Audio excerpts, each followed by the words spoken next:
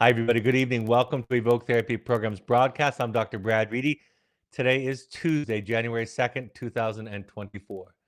For those of you that might be new to our broadcasts, every other episode is a live Q&A with our Evoke family, Evoke clients, Evoke alumni of our intensive program, our family program, or our adolescent wellness program. So I'll take those questions live. I have a pre-submitted question. You can always send in requests, submissions, prompts. I just took this week a suggestion for a new broadcast that I've added to the queue.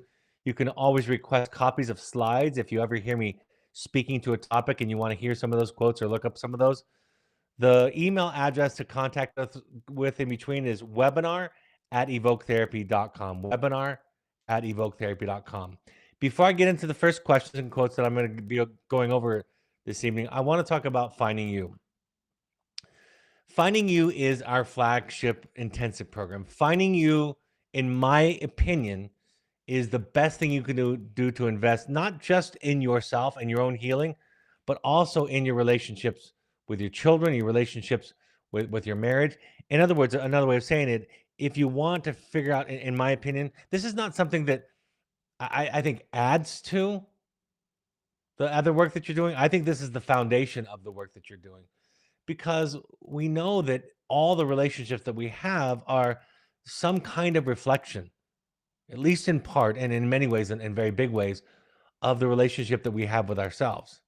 So if you're worried about, and most of us are, if you're worried about your children who are struggling with mental health or addiction issues, and you want to figure out what's the best way I can spend my time, my money, my resources, in my opinion, Finding You is that offering. My favorite quote that speaks to the essence of Finding You is from Alice Miller in in the drama of The Gifted Child. She says, "Experience has taught us that we have only one enduring weapon in our struggle against mental illness, and that is the emotional discovery and the emotional acceptance of the truth in our individual and unique history of our childhood." That is a profound statement. The best thing you can do to deal with mental illness as it comes into your life, your family's life, your children's life, is to look at your own history. The research is exhaustive to show this fact. The next offering is January 17th through 21st. I think we have a spot left open for that. And then we have an online option toward the end of the month, January 26th to 28th. Those are about half the time and about a third of the cost. They're done virtually online. We started that during the pandemic. Like I've said before, I've done many of these myself as a participant with other people, of course. My adult children, my wife, my business partners, many of our key employees. It's something that I believe in strongly. There are other programs. You can listen to my podcast where I even advertise the other programs, just to take away any skepticism that might come because of the conflict of interest I have in selling this product. But I believe in it. I believe, and if there was something better, I'd be doing and creating that also. So that's my plug for Finding You before we begin. So I brought out, because we only had one pre-submitted question this evening. There are some that have come in since then. But I brought up quotes that I've been sharing over the last few weeks on my social media, and I wanted to expand on those as questions have come to me through the social media channel on expanding upon these. So here's the first quote. The first quote reads, "Listening is difficult because it requires us to contain our reactions. This silence, the silence of listening, approximates the wound of not being heard as a child. It feels and looks like the same thing. Thus, for most of us, our capacity to deeply listen rests on how much we have healed." In some ways, I think it's self-explanatory, but I don't think it's obvious for most people. When I'm sitting and listening to my wife, who maybe has a complaint, maybe has feedback for me, maybe she's upset or anxious or hurt about something I've done, or my children for that matter, or my friends, or somebody at work, when somebody's expressing difficult emotions, difficult things for me to listen to, my ability to listen is reliant on how much healing I've done in two ways. Number one, if I haven't healed and worked out how much I wasn't heard and seen as a child, I'll be constantly be trying to be heard by everybody, right? There's that idea that I've shared before that if you don't get heard by somebody, ideally in childhood, you'll spend your life trying to be seen and heard by everybody, trying to be validated by everybody. You're seeking that fundamental need that human beings have to be seen as a person, to be understood, that sense of validation and safety. And I think as parents, sometimes I hear parents talk about this idea that self-esteem is an inside job. And the fact of the matter is it's not an inside job. At least it doesn't start off as an inside job. And what that means is it is our early attachment experience that in a very large way predicts our esteem, predicts the peace or lack of it that we have with ourselves. So if I've healed, and by the way, I'll talk about the second part of the equation in a moment. If I've healed and I know that I'm okay, and you have some difficult, uncomfortable, unpleasant feedback to share with me, it won't bother me if I, and these are important words, if I know that I'm okay, or to the extent, I should say, that I know that I'm okay, because nobody's perfect, of course. If I don't know that I'm okay, if there are doubts, even if consciously I convince myself that I'm okay, I'm a good person, I'm a loving father, a loving husband, a good friend, a good boss, whatever. If it's not deeply known by me, then those moments of communication and listening to other people will be very, very difficult. I'll be triggered. It goes back to that old idea that we learn in recovery from codependency that if it's hysterical, it's historical. So my ability to hear rests on how much of my developmental trauma I have healed. My ability to hear rests on the amount of healing I've done with whatever developmental trauma was present in my life. And developmental trauma means not the big T events in my life, but the way I was seen and dealt with, the way that I was regarded, the way that we were in our family. That's what developmental trauma is, or sometimes it's called complex trauma. I don't like that term at all. Sometimes it's called attachment trauma. I do like that, but that can be a little bit obscure. But that's what it rests on. Because listening is temporarily setting aside my need to explain myself, to justify myself, to be seen and understood, right? To be able to listen to you, I have to at least temporarily set aside my need to be heard by you. Everybody can relate to that, that's what gets in the way of communication so often, is that both sides are wanting to be seen and understood. And so to do that, I have to have some baseline of okayness. And the second part of it is, it does relate to the first, but the second part of it is I have varying capacity throughout the day. I could be tired. I could not be feeling well. I could be hungry. I could be overwhelmed at work. I could have just listened to somebody give me feedback for a half an hour. And then if I go home to my wife or to my children and I'm getting feedback there, I'm going to be full. I'm going to be at capacity. So part of it is this fundamental, I'll call it a state, a somewhat consistent way of being, of feeling healed and okay, so that I can set aside this. I don't need to explain myself. And part of it is fluid throughout the day. But the way that the second one relates to the first one is if I take on too much, because I, Brad Reedy, take on too much, that's a fact. That's not a hypothetical. I'm prone to take on too much because of my shame and my healing journey. I want to be of benefit. I have a difficult time asserting and taking care of myself because of feelings of shame and guilt. I want to take care of you and to take care of friends and family and people that I love and clients. But again, if I've healed and my shame and my guilt are somewhat at bay, somewhat mitigated, somewhat resolved, somewhat, of course, because again, I don't know that anybody ever fully resolves or heals all of that stuff. But if it's healed, I can say no. I can say I'm unavailable. I can say I can't. I can say I'm tired. I can say I can't come. I can say now's not a good time for me to listen. I can say I need a timeout. But to be able to do all of those things, I have to have had some success up to this point with facing my shame and my guilt to be able to set those boundaries, to be able to extend that self-care in that moment for myself. So listening is difficult. I'll read it again because it requires us to contain our reactions, to hold on to them. This silence, the silence of listening, approximates, looks like, mimics, feels the same as the wound of not being heard as a child. Thus, for most of us, the capacity to deeply listen rests on how much we have healed. And that is, for me, an incredibly consistent idea that I experience when working with families, couples, people in relationship. Here's the second quote that I want to share. It goes like this: nobody likes feeling afraid, anxious, hurt, or insecure. But here's the thing: if you don't feel and deal with those feelings, you'll project them onto your partner and children in the form of anger and criticism. For me, that's about as straightforward and succinct as I can talk about what it looks like to pass on intergenerational trauma or not.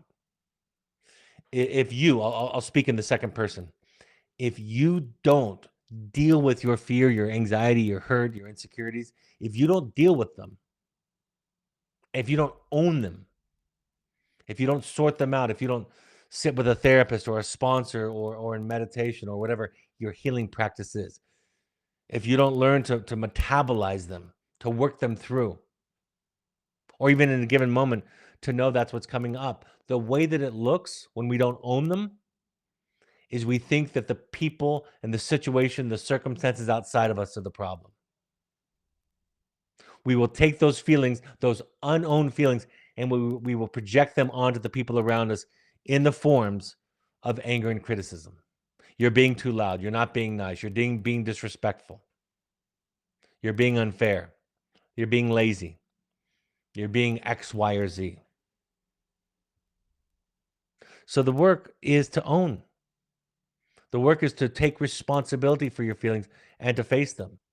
And in my opinion, the most consistent process in parenting is this idea: disowned or unowned anxiety, disowned or unowned fear, insecurities, hurt get passed on to the children in the form of something is wrong with them.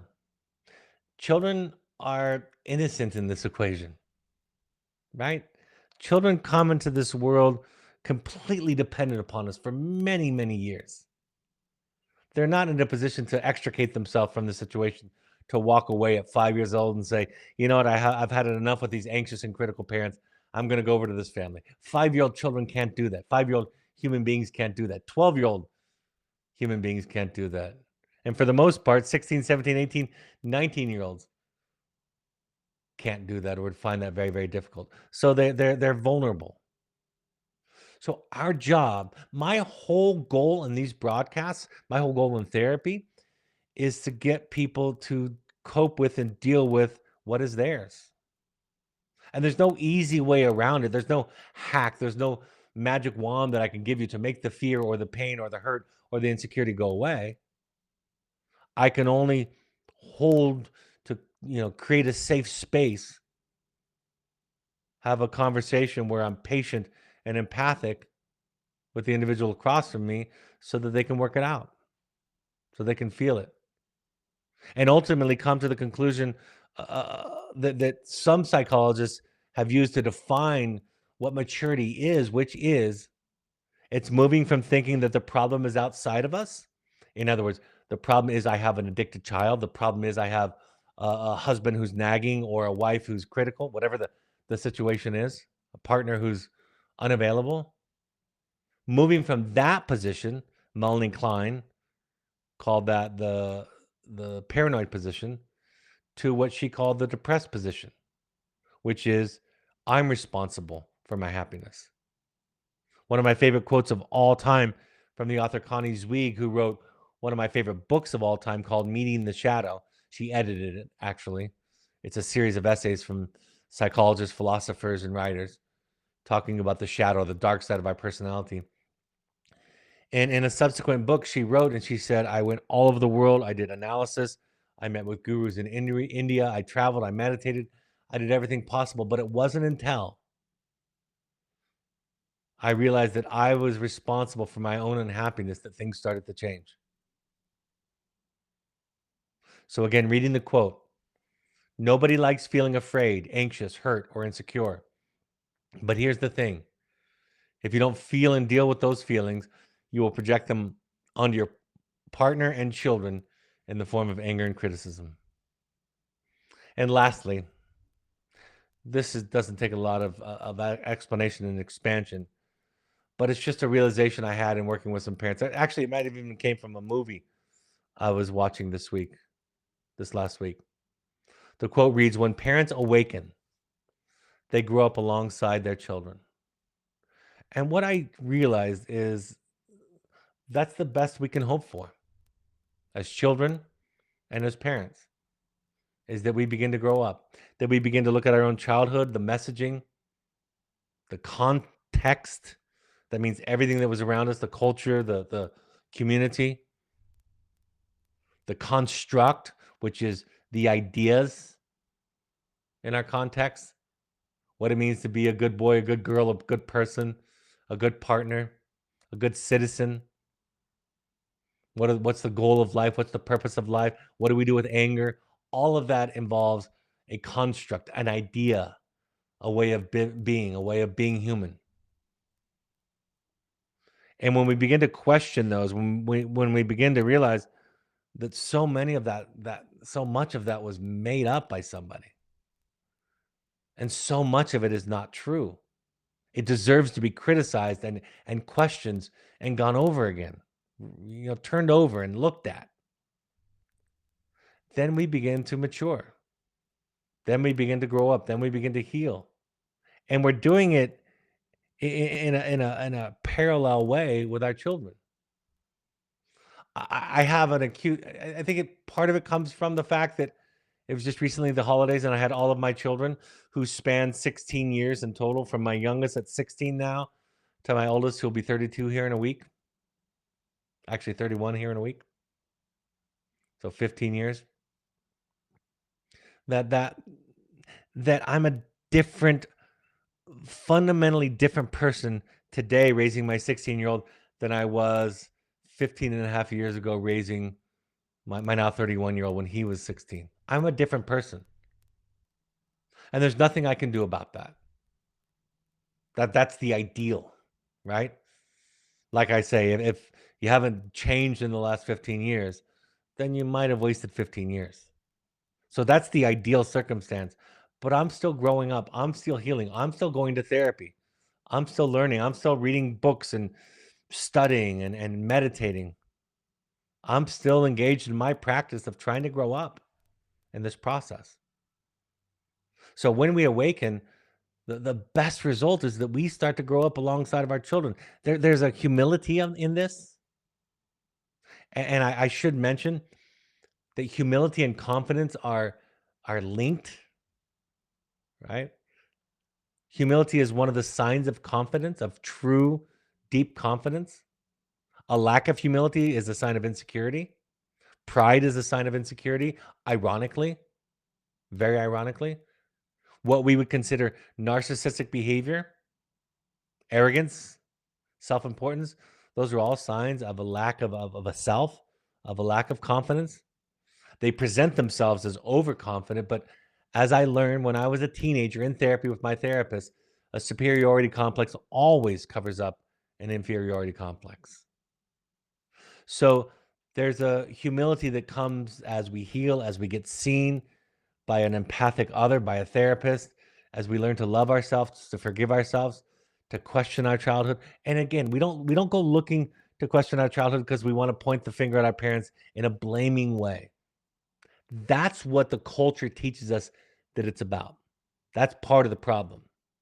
You look back so that you can let go of it. You look back so you can redigest it, rechew it, reconsider it, take the parts that you like, grieve the parts that were painful, that are losses.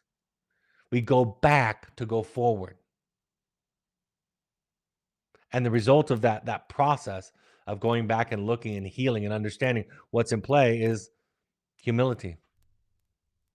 My therapist says all the time, we realize over and over again how compromised and imperfect we are. Not from the view of a negative self-image, of a hypercritical self, but from a feeling of love and compassion.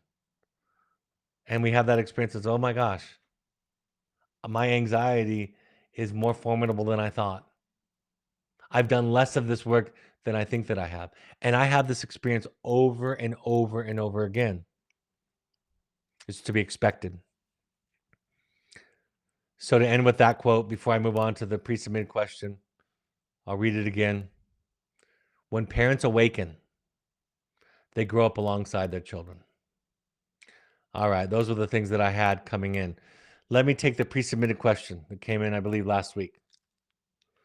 At the end of my discussion about oppositional defiant disorder and rebellion. Somebody writes, I wasn't always okay with the idea that my ODD child has anger at me. Now I am. He went to Wilderness and is now at a therapeutic boarding school and has been gone for 18 months. He has no desire to delve into the root issues of that anger, and the therapists seem hesitant to dig into it because he is resistant to exploring it.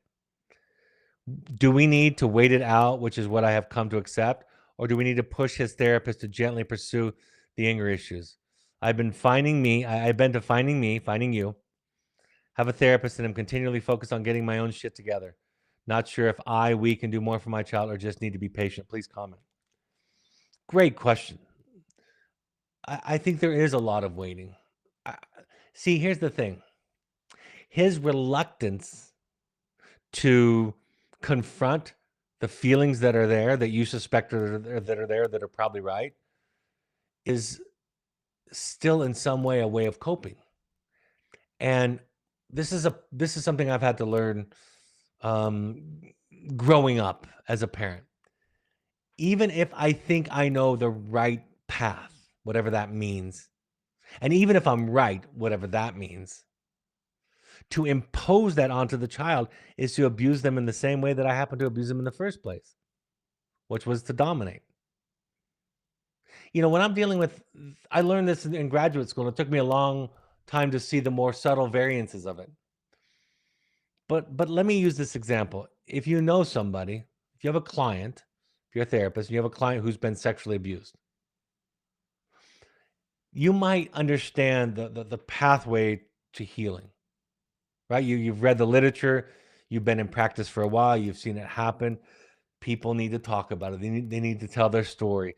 They might need to do it in a letter form. They might need to read that letter. They might need to do it in some kind of enactment or role play. They might need to just share it. They might need to do it in EMDR, where they tell the story over and over again, using eye movement to reduce the effects of the trauma, right? There's a whole host of ways.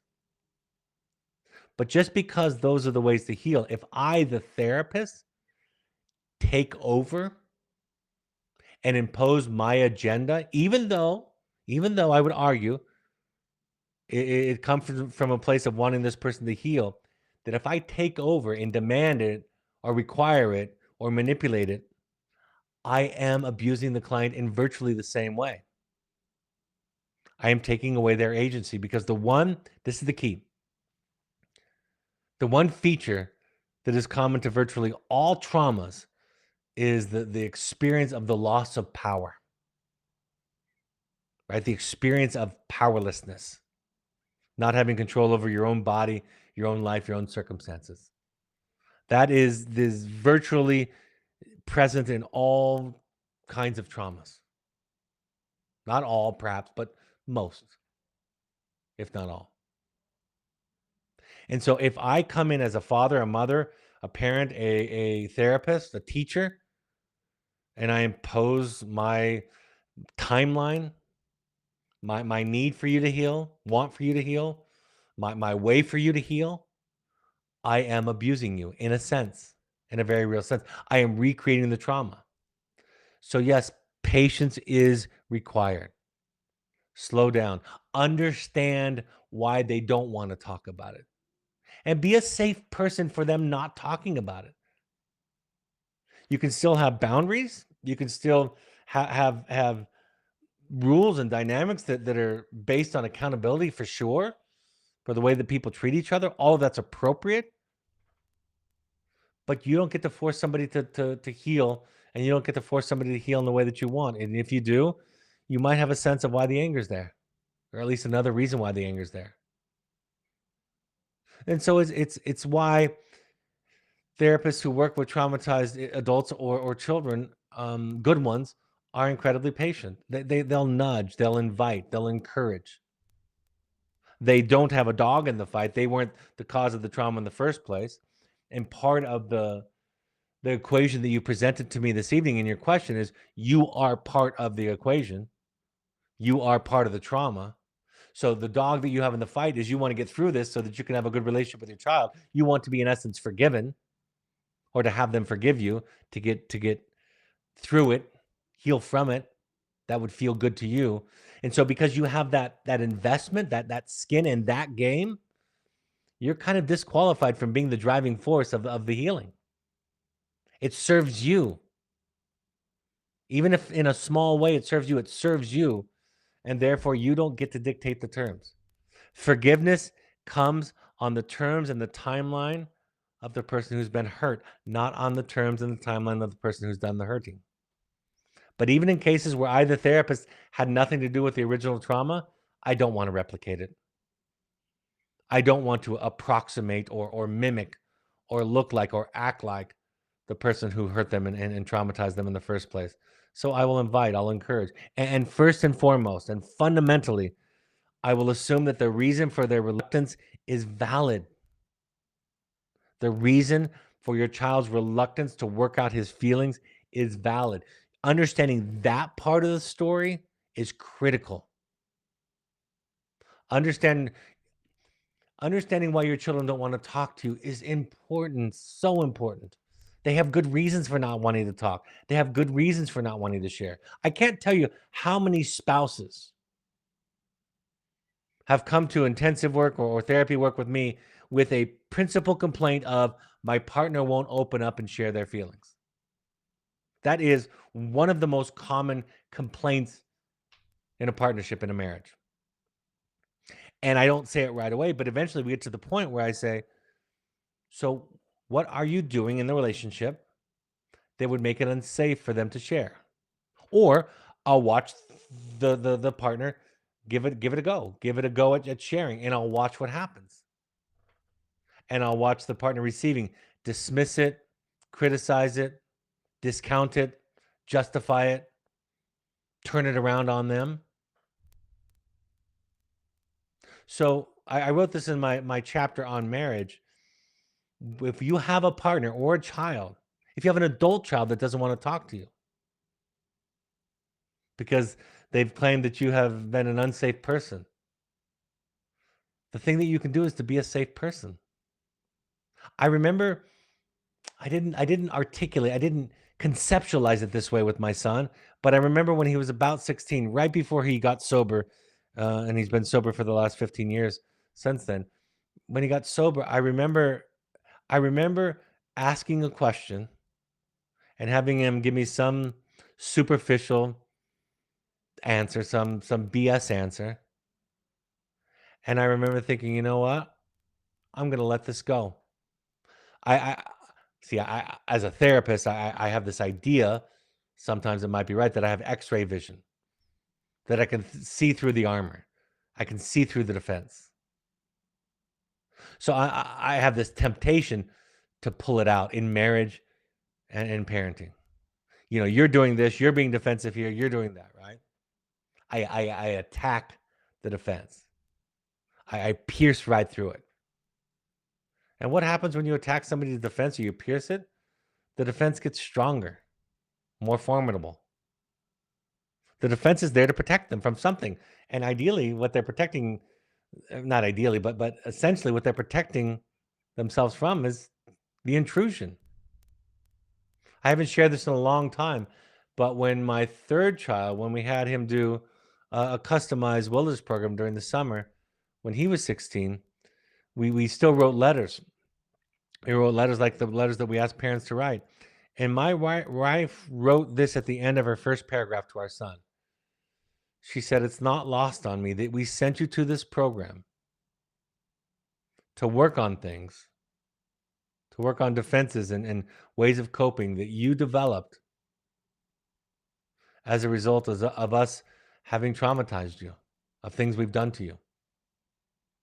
And I remember reading her letter, reading that first paragraph and reading that sentence and thinking, that is so generous and profound. So my answer is patience, compassion, understanding. Find people that can help encourage and nudge him along. But you can't force it on your timeline. You can't force it because you and I know what's best and what's right. If the therapist is afraid because of their own personal countertransference, that's another issue altogether that has to do with the therapist's competence. And that can be true too. And if the therapist can't articulate anything like which I am communicating this evening, they might not understand what they're doing, right? This is the level of dissection that therapists who have been in practice for a while are capable of doing, of describing the pros and cons and the whys and the why nots. So thank you so much for the question. Fantastic question that has wonderful application to so many of us and so many of our relationships. Next question reads this way. Despite attempts to enjoy the holidays together with our young adult children, old themes boiled up and we regressed. Any suggestions on how to ease back into 2024? Well, the first thought that I have a few thoughts, but the first idea is a quote that comes to mind from Ram Dass, where he says, if you think you're enlightened, spend a week with your family. I think the first thing that comes out of this is, again, humility. If you regressed, know that that makes you human. I think one of the most, perhaps the biggest, the foremost mistake that I hear people make when interpreting my work and what I teach is that I'm teaching you how to be good and better and healthier. And it's not quite that way. I'm hopefully trying to encourage the people listening to be human, which includes being imperfect, making mistakes, and having that be okay, part of the equation. This really isn't about having a perfect life. It's really about having a human life. To be able to embrace your humanity. So the enlightened ones aren't proud of how great they are. The enlightened ones aren't proud of really anything. The enlightened ones don't talk about how great they are, don't think about how great they are. The enlightened ones talk about what idiots they are. It's that simple. So I think that the gift of your 2023 holidays is humility. To know that holidays and families are regressive triggers. If it's hysterical, meaning if the reaction is out of proportion, if it's hysterical, it's historical. So I think it's a lesson. I think it's observing. The funny thing I want to say to you is going into 2024, what I would say, and this is going to sound almost flippant, and I don't mean it. I mean it in a real profound way. The best suggestion is lower your expectations of yourself. And that's terrifying for people to hear me say, because they think that I'm saying no accountability and no trying. I'm not saying that at all. I'm saying be kind to yourself, be loving and compassionate to yourself. Observe. Notice how you can be 12 years old again. Notice how you can react the way that you did in years past. I was just talking to somebody today, and how humbling it is when I have a really large angry reaction to something my wife or children do. You know, one thing I did about 2023, I may have shared this in this context, I'm not sure if I did, is I took the week off leading up to Christmas, which is a big holiday in our family. We also have 3 birthdays that week. My 16-year-old's birthday is on Monday. My son-in-law's birthday is on Wednesday, this last week, and before Christmas. And my wife's birthday is on Friday, all leading up to Christmas, the 7 days before Christmas, 18th, 20th, and 22nd. So with that, I'm overloaded. And I thought to myself, I'm going to take the week off because I'm not going to go on vacation. I'm not going to go do anything dramatic. I'm going to take that off the table. I'm going to reduce my stress. I'm going to take care of myself in this way because I know in the next 7 or 8 days leading up to the holiday that a lot is going to be asked of me. A lot is going to be required of me. A lot is going to be unconsciously asked of me as family gets together. And this was one of the most peaceful holidays that we've had in many years. Not the most, but it was right up there. There was no regression there, and I was ready for it. I was expecting it. I have that idea of lowering expectations myself. Like uh, I saw this Buddhist monk, and he described thoughts. He said, "Thoughts are like visitors. Don't let them. Keep your front door open and your back door open, and let them pass through. Just don't stop and serve them tea. Just observe them. Just watch them go through, and be non-judgmental in your observations." Anyway, so I took this time off knowing that what was going to be asked of me consciously and unconsciously. And I'm not saying that I was 100% of the equation by any means, but I'm definitely a part of the equation. I'm a key principle in this dynamic. And because my intensity, my frustration, my task focus that can be very intense sometimes, my anxiety, my shame and my guilt, because all of those were mitigated to a large degree, I didn't contribute to the problems this holiday season. So I'm not saying everybody has to follow that idea, but the principle is true. We have to take care of ourselves. And even if things go poorly, I was watching a video from Kobe Bryant. I was growing up in Los Angeles. I was a huge Laker fan, still am. And Kobe Bryant was a big part of our lives as family members. My children, we went to see games. We got to meet Kobe. We had all this wonderful. We still are Lakers fans. Anyway, hope that doesn't make you tune out for those of you who are non-Lakers fans. But I saw a video of his a few weeks back that I'd never seen before, where he was explaining. Somebody asked him, "Are you the kind of competitor who doesn't want to lose or who wants to win?" And he said, "Neither. I consider myself a student, and in that way, I'm never out of control. It's always of benefit to me. If I win, I learn. If I lose, I learn and I win because my goal is to learn always." And I think that's again a way of being with things like the holidays that we can adapt that mentality and say, if it goes well, great. If it goes poorly, great. What is there to learn in either case? And there's a part, this is the quote I looked up as we were starting tonight by the monk Thich Nhat Hanh. I'm going to read the quote and then I'm going to extrapolate. He says, "It's not impermanence that makes us suffer." Impermanence is that idea, specifically in Buddhism, where everything dies. You know, everything gets old, dies, and is new again, right? Plants, animals, people, the earth. It's not impermanence that makes us suffer, he says. What makes us suffer is wanting things to be permanent when they are not. And in a similar way, it's not the spats or the fights that happen at the holidays that make us unhappy. It's our belief that everything has to be happy that makes us suffer. And I think you've heard this, and you might even know it on a personal level. One of the greatest contributions to the difficulties around the holidays is this expectation and this attachment we have that everything is supposed to be absolutely joyous and wonderful and amazing. So when I say lower your expectations, there's a part of this work that is about that. By the way, that's the number one predictor of marital satisfaction is expectations going into it. And if you imagine that marriage is going to fulfill all of your needs and be this glorious, romantic, on fire love affair, it's going to be difficult.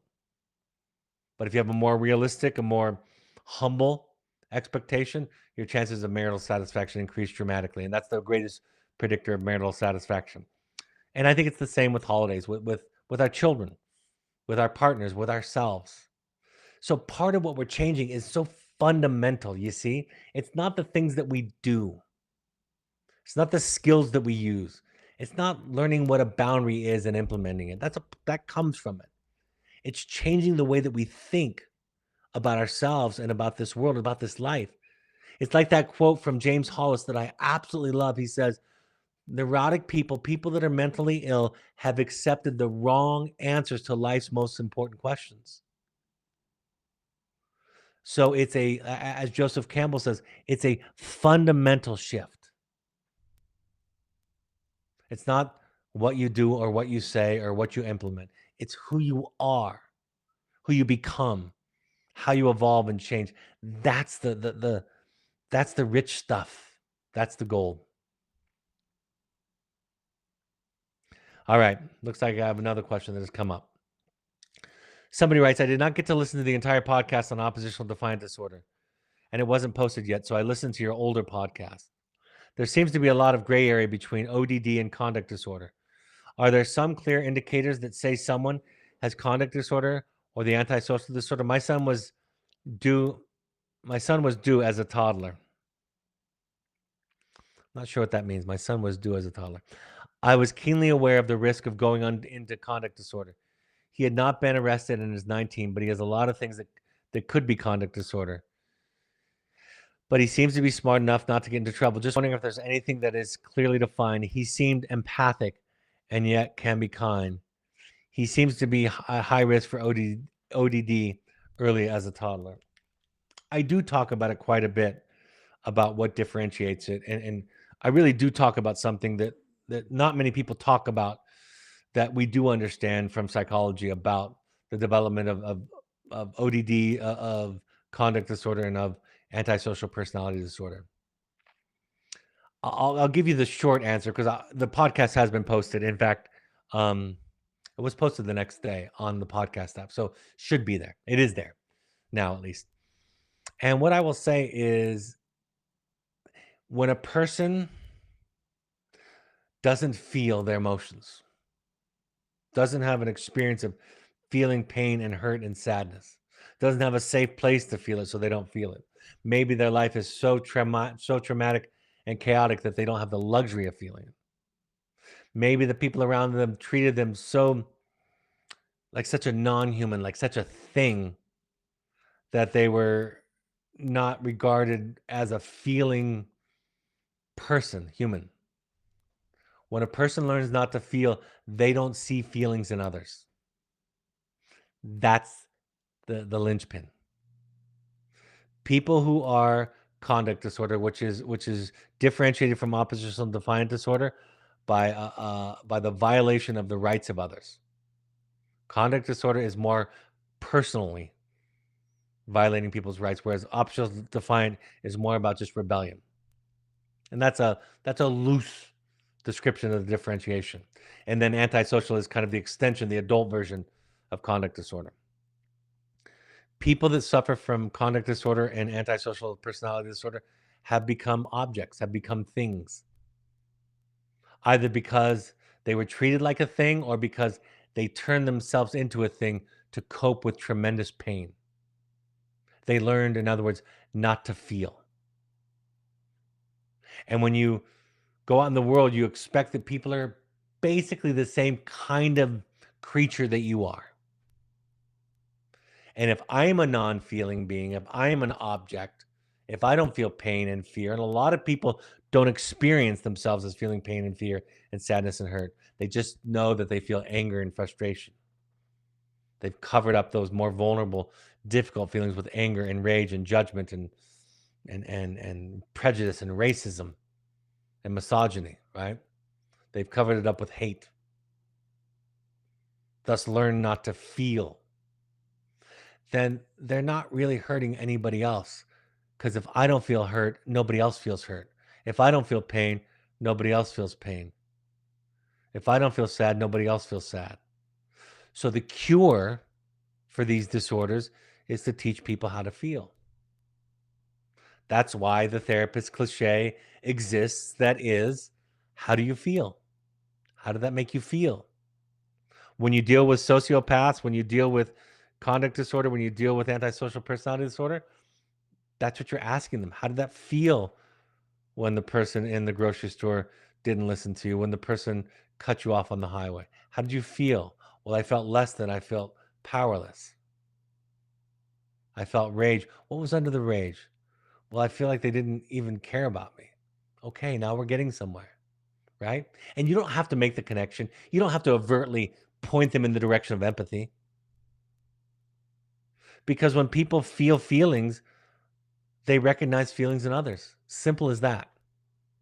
So, conduct disorder is marked by a more significant sense of objectification, of a lack of empathy, of this dynamic that I'm describing, and it results in a greater ease to violate and hurt the rights and the feelings of other people without remorse, because it's not like there's a character. It's not like somebody's just got a bad personality. This is how they've learned to cope. And when you don't feel your feelings, you take it out on other people. All right, folks. All right, that's all for tonight. That was great for a broadcast that I didn't think I had many questions to. So, upcoming announcements: my two books, The Journey of the Heroic Parent and The Audacity to Be You, are available on Amazon and Audible. Like I said, the next in-person Finding You is available January 17th through 21st, and then February 21st to 25th. Online versions are also available January 26th of the next offering. I also have a Finding Connection workshop. There is a space available for a couple for that so far. So I'll be running that with my wife. And then I'll be running the sequel to Finding You in March 6th through 10th, called Returning to You. We have custom Finding Connection intensives for couples and co-parents, and also Finding Family for families. Contact intensives at evoketherapy.com for more information or to find out how to sign up. We have support groups for alumni and current families of our wilderness program. January 4th at 7 p.m. is that next offering. And then once a month, we have an alumni only meeting. January 17th is that next offering. Those are for people that are a little farther along in the journey. We have a once a month intensive support group. The next offering is February 13th at 7 p.m. Mountain Time. Contact support groups at evoketherapy.com to find out more, sign up, or go to our website. If you want to work with a coach virtually, if you like the Evoke approach and you want somebody who's been introduced and trained in this model, our coaches come from a wide range of contexts and places. Many of them have in the teen and young adult treatment field, the addiction field. You can find one that matches with you. Contact coaching at evoketherapy.com to sign up with one of our coaches. We ask all current parents to try to just experiment with 6 of any of the following 12-step support groups: Al-Anon.org, CODA.org, FamiliesAnonymous.org, or AdultChildren.org. Also, you can go to RefugeRecovery.org or the National Alliance on Mental Illness, NAMI.org, have free classes and resources in your local communities. So check those out. My next broadcast will be in 2 days on human development. I'm going to be talking about developmental theory and developmental trauma. I'm going to be talking about developmental healing. So I'm really looking forward to that. It's one of my great loves. January 4th, 48 hours from now, 6 p.m. Mountain Time, I'll be talking about human development. All right, folks, I hope this is a helpful point of contact. And as always, for and on behalf of the people that love you and the people that you love, thank you for showing up. Thank you for tuning in and listening and watching and doing your work. It makes all the difference in the world. Have a great evening, and I'll talk to you in about 48 hours. Bye-bye.